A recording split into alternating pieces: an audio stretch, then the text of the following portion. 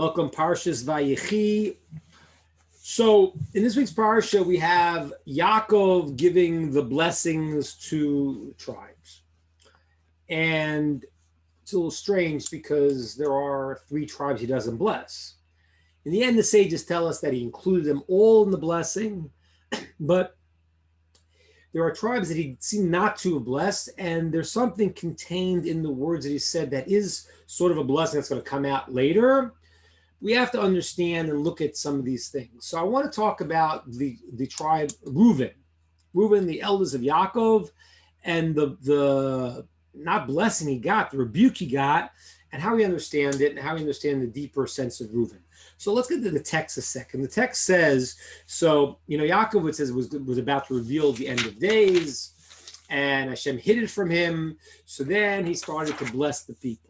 Okay, you have to see the connection to the two. We could say that, the end of days was meaning what was going to be. And now by giving the blessing right now, he's giving them their strengths right now, which will eventually lead to the end of days. Otherwise, it's a little hard to understand what's the connection between, one thing and the other. So according to this, we can understand he was going to reveal to him what's going to happen. And now Hashem hid that from him. Instead, he started blessing them, which meant giving them the keys to what their unique service is, which in the end will lead to the time of redemption. They all are blessed with the whole blessing. They all are interconnected, but they each have a unique quality. As we know, they each have a unique flag, a unique stone, and a unique traits. So the first one is Reuven, the eldest. Now, here it says, Reuven, Bechori ata, you're my firstborn. Kochi, my strength, Reishis Oni, and the beginning of my power. Now it gets a little bit shaky. It says, Yeter says to Yeter Oz. Rashi understands yeter seis is yeter is more, yeter. Seit means to be elevated. Okay? Here, Rashi says yeter seit was the word seit is a Kohen. The Kohen do Nesias Kapayim. They raise their hands. You were supposed to be the Kohen. Okay? Other people also say it's supposed to be the firstborn. Okay, we'll see where that word "seis" comes from. But the uncle says, Yeter, you had more potential for being the Kohen and also being the firstborn. The Yeter Oz, and you had more strength, which meant the word Oz, which can mean strength in various ways, here refers to kingdom. You should have been the king. You, Reuven, should have been the firstborn. She's going to lose this and go to Yosef. You should have been the Cohen, which is going to go to the tribe of Levi. And you should have been the king, which went to Yehuda. Now, what happened? Why is he not? Pachas Kamai. You were impetuous like water. Al Tosar. Rashi understands, and therefore you will not get more. You will not get the extra things you should have gotten. Now, another reason seems to be because you went up on the beds of your father. Why beds? Why not bed? On the beds of your father. Then you desecrated my couch that I go up on, and Rashi says that the divine presence goes on. Okay, what's going on here? So it says that Reuven was supposed to be Yeter Seis, get more of the power of the firstborn, of the Kohen, of the kingdom, Yeter Oz, but he was hasty like water, impetuous like water, therefore he won't get it, because he went up on his father's couch, and then he desecrated where the couch where he goes up to, where Hashem's presence is. So Rashi says this is referring to when he switched the beds. And because he switched the beds, he lost the firstborn. What's switching the beds? It means that when there's a whole issue going on, because Reuven's mother Leah was the first one to marry Yaakov, and but really Yaakov worked for Rachel. He then marries Rachel, and then eventually he has 2 other wives, the handmaidens of Rachel and Leah, that are freed afterwards and become his wives. He has 4 wives, and but his main abode is by Rachel's tent. Okay, every night he slept with different one of his wives, but his main bed was by Rachel because that was his main place, because she was called a keres. She was the foundation of the house. All of his work was for Rachel. When Rachel died, so it says that he took his bed and he moved it to the tent of Bilhah, Rachel's former handmaiden. At which point Reuven got upset and said, if my mother is going to be second to her sister, but she's not going to be second to her sister's handmaiden, and he moved the beds. Why is it a terrible thing? You need to understand. I mean, it seems, according to this, that he did. Okay, Hashem's presence was there. That's what Rashi says. But whatever he did at this point had cosmic effects, and it made Reuven lose his right to be the firstborn, his right to be the Kohen, and his right to be the king, which was all supposed to be for him. Okay. Also, we have to now understand some parts about Reuven. First of all, it's very strange. The text doesn't say that Reuven mixed up the beds. The text says that Reuven, he had relations with Bilhah. Okay? The Gemara says whoever says that, Reuven made a mistake, sinned, he's making a mistake. He didn't do that. So the Gemara comes out in its conclusion, and he didn't do that, and that's why right after it says that Reuven had relations with Bilhah, it says afterwards Yaakov had 12 children, to say, no, Reuven was still pure and holy. He just mixed the beds up. But then why do you call it relations? Strange. And again, if it's not relations, then what was so terrible that Reuven did that made him lose his whole greatness because he switched the bed back? Understand this. So let's go first to the name Reuven. What's the name Reuven? So it says, Rashi brings down that when Leah named him Reuven, the word Reuven is Ru'u, see, son. See my son. So Rashi says, look at the difference between my son and the son of my in-laws, of Rivka and Yitzchak. Why? My son Reuven, he's going to lose his firstborn rights to Yosef, and yet he's going to save his life. But my in-laws' children, Esav, he sold his birthright freely to Yaakov, and he wanted to kill him. And my son Reuven, not only did he not want to kill Yosef, who got the firstborn rights, he went and he saved him. The opposite of Esav. It's a very strange comparison. She's comparing Reuven to Esav in the saving of the brother who gets the firstborn rights, Yosef, as opposed to Esav, who wanted to kill Yaakov for rightfully getting the firstborn rights. Okay, so we have to understand a little bit what that's about. What is this comparison to Esav in this kind of way? We also have to say the word Reuven. Reuven is it's strange. Look at my son. Why not hear about my son? Okay, it says in the text, Hashem saw that she was hated, and Hashem saw that the actions of Esav were hated to her. So the aspect of seeing, but that's not arbitrary. Reuven, in some way, was the power of sight. As a matter of fact, it says that the month of Reuven is the month of Tammuz, which is in the Sefer Yetzirah, it's the month of sight. That's when the spies went through the land of Israel and they saw the land. And that's the month that lines up with Reuven, and he is therefore sight. He is the power of sight. And we have to understand what that means, that Reuven is the power of sight, and he sort of fixed up the power of sight in what kind of way. Okay. Now, I want to say a little deeper here. Rashi said, when she said, Reuven, see my son, the difference between my son and the son of my in-laws, meaning Esav, Rashi says there was another deeper, Arizal says a deeper meaning here. It says, Reuven, see the son, the first son. The difference between my son and the first son of all time. Who's the first son of all time? That's Cain. Now, if we understand the relationship between Cain and Reuven, we'll also understand what happened with Esav and Yaakov. Because there is a dynamic here that's happening that starts with the story of Cain. And it goes throughout history. And it falls on Reuven's doorstep. In the words of the Kabbalists, it says it's Gilgal, it's the soul, the same soul coming back.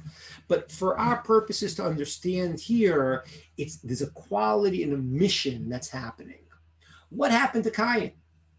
Cain, it says that he was jealous of his brother Hevel. And this seems to be an old pattern. The older brother, and then comes the younger brother and usurps him. So Cain is the firstborn. Hevel comes out, and Hevel has some qualities that Cain can't handle. What does he have? It says that Cain's offering, he brought the offering to God. It was his idea, but it wasn't accepted. Hevel takes the idea from Cain, and his offering is accepted, while Cain's is not. Now, the commentaries say, and this is very crucial to understand, the word Cain, the word Hevel. The word Cain is from Kanisi is Hashem. I have acquired a man with God. Chavez said, I acquired a man with God. The word Cain is an acquisition. It means I am a somebody. The word Hevel is vapor. I'm a nobody. I'm vapor. I'm nothing. And that's why Cain was the one to think of bringing an offering. Because he said, I'm a somebody. I have a mission to do in life. And therefore, that's a very good trait. To feel that you are somebody, you have something to do. And that's the word of acquisition. I have acquired something, and something that belongs to me. I am an important person. I did this.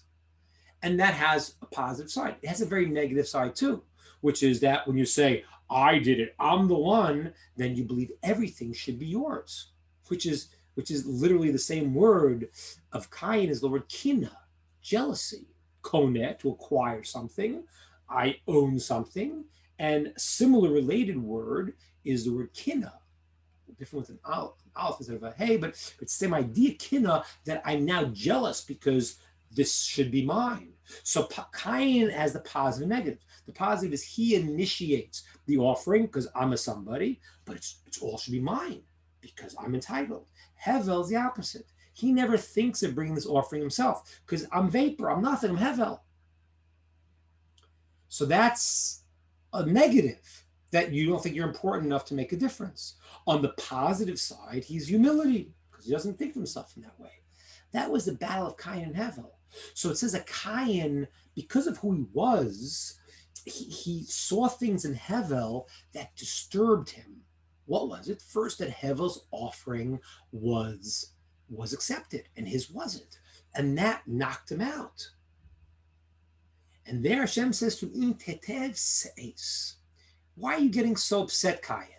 If you fix it up, se'es, you'll be elevated. Se'es, wait a minute.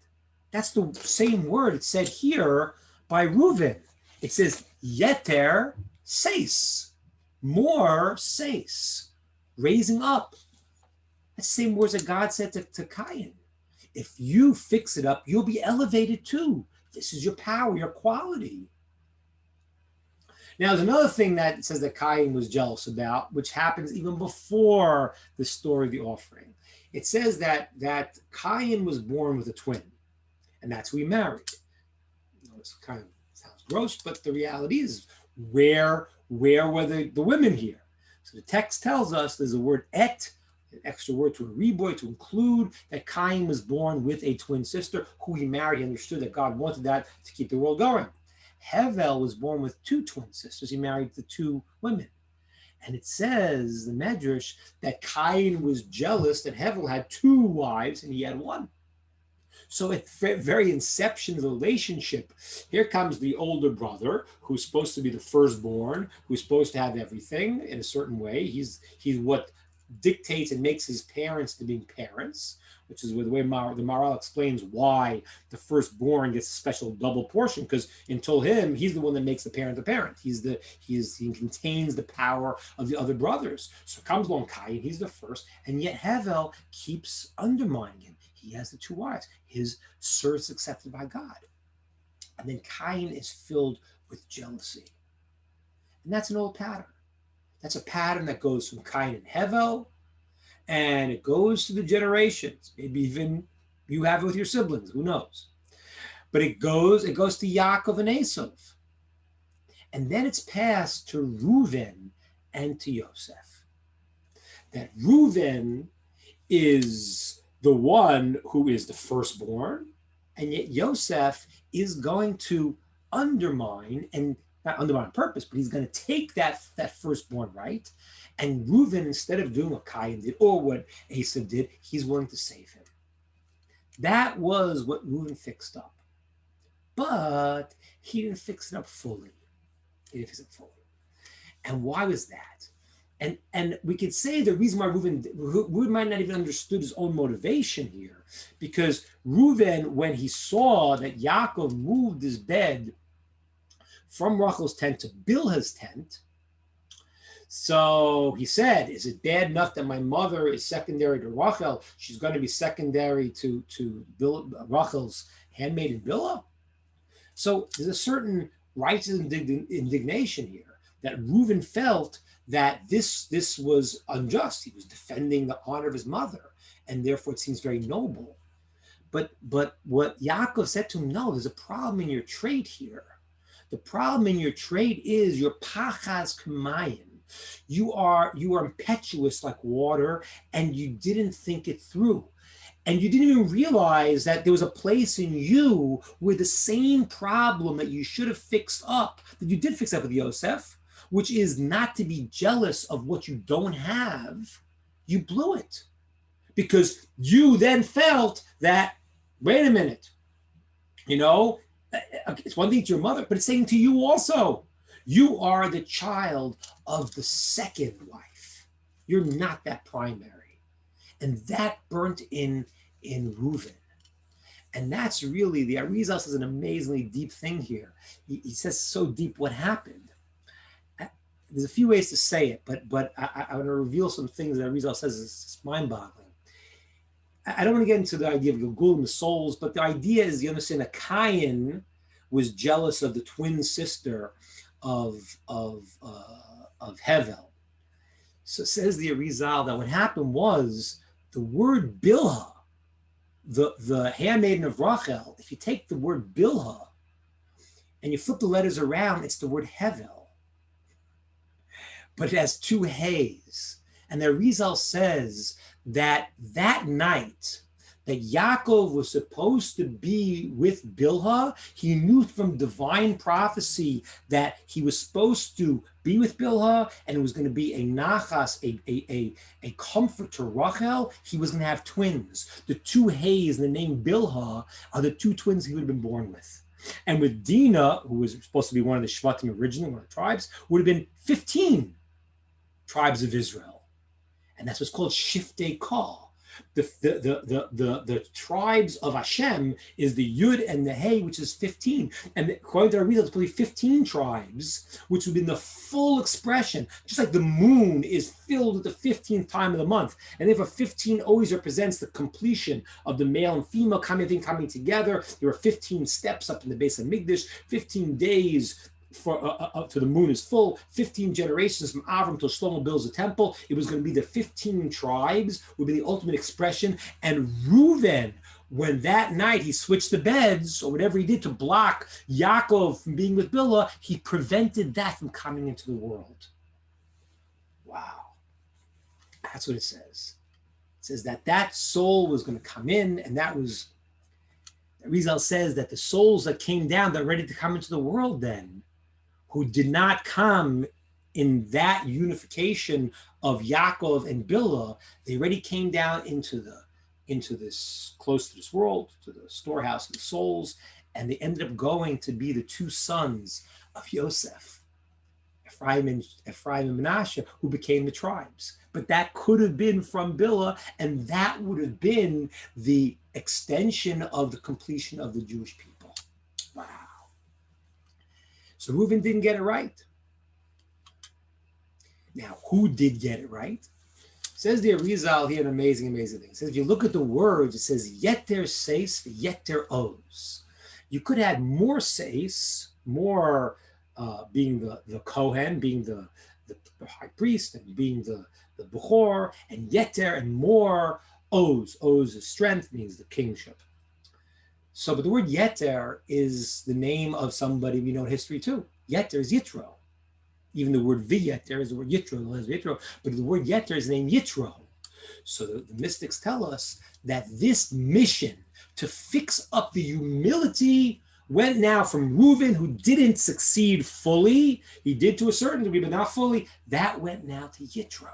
And that makes perfect sense. Who is Yitro? Yitro was a guy who was the Kohen Midian. He was the high priest. He was the top person in the world. He was the power. He was one of the advisors of Pharaoh, and he was considered, everyone came for him to seek him out because he was the spiritual guru of the world.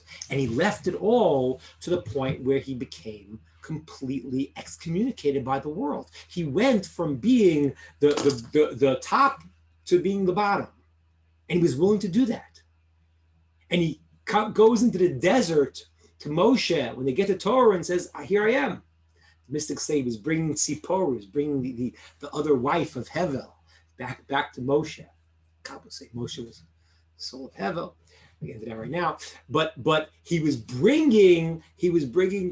came in as a person who was the top person, and now went to be, I'm nobody. I have no status in his people. He's the first convert. He doesn't know what's going to be. He doesn't know how they're going to be accepted. But that was the power that Yitro fixed it up now. So the greatness that Cain could have had, the Yeter Seis, which God said to him, raise up. If you do good, you'll be elevated. The word Seis, the same word here used by Reuven. That greatness a Cain could have had if he would have held onto his challenge when he felt, who am I? And how could I be snubbed like this? That would have been his greatness. That mission gets transmitted down in the sibling situations to Reuven. Reuven does it partially, he does not fix it fully. And then that mission goes to Yitro. He ends up being the one to do it. Now, I want to talk about this mission a second. And it's a really crucial thing to understand this.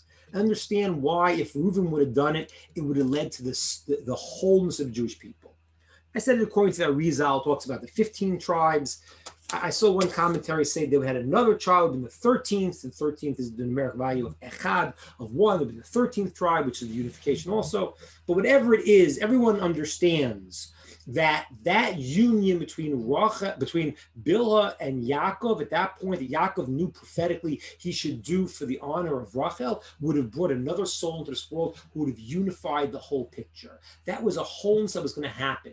Well, why didn't it happen? What was the lacking, the trait of Reuven that caused it not to happen? So it's an amazing thing. When you look at the Aseret Dibros, 10 Commandments, there's many ways to understand them and understand how they're placed in terms of the Ten Commandments. I'll say one way, but it's brought this way in many different teachings in different ways. But there's the idea, sofa nutza b'tchilasa, that the end, whatever you have in your thought in the beginning, that's what comes out at the end. Okay? The end and beginning are the two poles where you get to see this was my intent and this is where it's expressed. So according to that, and the sages tell us this, the first commandment, I am your God, and the last one, lo tachmod, do not covet. They say that a person who fulfills do not covet, fulfills everything. That last commandment of do not covet, lo tachmod, is the link to going back to the beginning to understanding I am Hashem. Why is that? And it's a very strange commandment, by the way. People don't realize it. It's not don't steal. Lo tachmod, the halacha is even if you pay for it, if you want something and you find a way to force yourself to get it, and you push the guy to sell it to you because you coveted it and you paid for it, you didn't go over, you didn't transgress, not don't steal, but you did transgress not to covet. How could you not covet? Covet seems to be the most normal thing. I want this, I want that. And yet, it's not only is one of the 10 commandments, it's the pillar that holds the whole thing together. And if you do that one, then you understand the first one, I am Hashem. Why is that? Because if you understand, everything in the world, everyone has their role Hashem gave them. Now, when everyone has their role, so we become together one entity. Okay, so let's say it's a body, and there are eyes, and there are fingers, and there's a mouth, and the fingers say, "Well, I want to be the eyes," but that's foolish. Why? Because the fact that your role is the fingers, you are a part of the whole system. If I take a cell from the finger, I can still clone, make an entire person, because everything's contained in every part. And this is what the mystics tell us in terms of how to understand the souls. Yes, there's different level souls. There's the higher ones, lower ones, but they all create what's called one partsuf, one unit. And whether you're the feet, whether you're the head, you are part of the system. Unless, of course, you push and you want something that's not you. If you want something that's not who you are, then you're no longer even what you are. You're not even in the system anymore. And that is a very difficult challenge for everyone. Very difficult. I look at someone else, say, he's got more, he's better, he has this, he has that quality. That's lo tachmod. Lo tachmod means that you understand the first commandment, I am Hashem, because Hashem has given everyone a role, and whatever your role is, that's your part in the symphony, and that's how you become part of everything. And that was Cain's great challenge. It's not just Hashem said, if you fix it up, you'll be raised up. That's exactly how you're going to be raised up. By realizing, okay, this is not for me. This is what Hevel has. He has what's his, and I have what's mine. And that is all I'm supposed to have. No one could have one drop of what is meant for you. Really? Yes. That's what sages tell us. It is impossible for someone to take one thing that is actually meant for you. Once you feel that, and you therefore don't have a problem of coveting, of looking what someone else has, because you understand mine is what's meant for me and nothing else, then you understand that, yes, there's a system. This is from Hashem, I am Hashem, that I am, God is saying, I'm creating and giving everyone their due portion. And that is maybe also what the story of Yaakov here, it's not just that he wasn't blessing him. The Medrash says that he was hanging it into the time of Moshe, and letting Moshe be the final arbiter. That's what the Medrash says. Now, and Moshe, his blessing says, Yechi Reuven Ayamus. Reuven will live in this world and he will not die in the world to come. Reuven is straight. Reuven is right. Reuven is good. And that's even how the Arizal says it. They say that in the time of the future, Reuven will get his firstborn role back. Whatever that means, whatever degree how that works. So Reuven is in this process, and he partially does it. But when the Torah is given, sort of that is where we're going to see that Reuven is really in the process of fixing up. Maybe not completely yet, but there is an amazing teaching. It says that there were tribes that were lined up on Har Gerizim, Har Yaval, the two mountains, and they had the blessing and the curses. And they would say, 11 blessings and say 11 curses. And every tribe was lined up for a different one. So, they were on this mountain. So the commentaries say that one of the curses was, cursed is the one who sleeps with his father's wife. And the commentaries say that curse was said by Reuven. The tribe of Reuven said that, which was an indication that shows you it couldn't have been they did that, because they wouldn't have given them the curse to say to the entire, if that's what Reuven, their forefather, had done. So obviously, even though the text had said that Reuven slept with Bilhah, it wasn't talking about that. It was talking about that he was justified later and shown to be pure of it, but there was a place where his impetuous nature pushed him to grab at something too quickly, and it wasn't that he actually had the relations with her, but by mixing up the beds, even for what he thought was a right thing, it belied a lacking in his ability to accept his role. And that's why it comes out when the Torah is given. The Arizal says another reason why Yosef became the firstborn. Very fascinating reason. But it says that when Yaakov had relations with Leah, that created Reuven, because Reuven was, it says, the first strength of Yaakov, an amazing thing. Yaakov, his whole life says, Lo ra tibas kerem yamav. He never saw, he had never had a nocturnal emission in the entire years before he got married. And that's the power of Yaakov, to be focused. All of his focus went towards creating Reuven. Amazing. So how could Reuven not have perfected it in a certain way? So Rizal says, well, think about it a second. Yaakov thought he was with Rachel. So really, the firstborn in intent, in Machshava, was Yosef. The practical firstborn was Reuven. Now, again, there's something called one of the forbidden relations, a person not allowed to live with a woman, think about someone else, God forbid. That is a spiritual damage. That's not what happened here. Yaakov was with the person that he was with, nothing about anyone else. But since he thought it was Rachel, so it says that Yosef, in a certain sense, got the firstborn rights in the thought. And Reuven was the firstborn in the physical, actual world. And that is the world we're in, where sometimes your thought and your action don't come together. And that's why Yaakov waits to let Moshe decree that Reuven will live, that Reuven is fine. Reuven gets to have all the blessings. Because eventually, when the thought and the action are brought together, that will be the revelation that Reuven really did have good intention. He made a mistake here, and it's going to be fixed up, and it is fixed up. And that's also the last point, why Reuven is the power of sight. The power of sight is very, very fascinating, because in one level, it's the highest of the senses. That's why it's physically the highest in your face. But also, like when I hear something, I hear it word by word, and so it's broken up. That's what's called bina, a certain level of understanding. But the eyes see the whole picture at once. And that's a certain very powerful spiritual level, that I see everything at one time.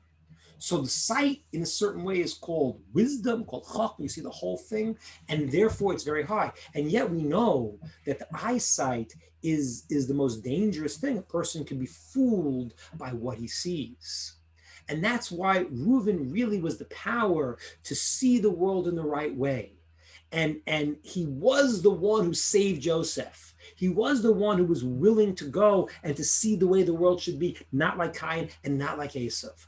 The flaw that he had of being able to see it fully and justifying how he defended his mother was his undoing. But and Yitro finally did that. But as the sages tell us, Reuven in the end will reveal the perfect sight. He will bring together the action and the thought, and he will then thereby regain his power as the firstborn. All the best.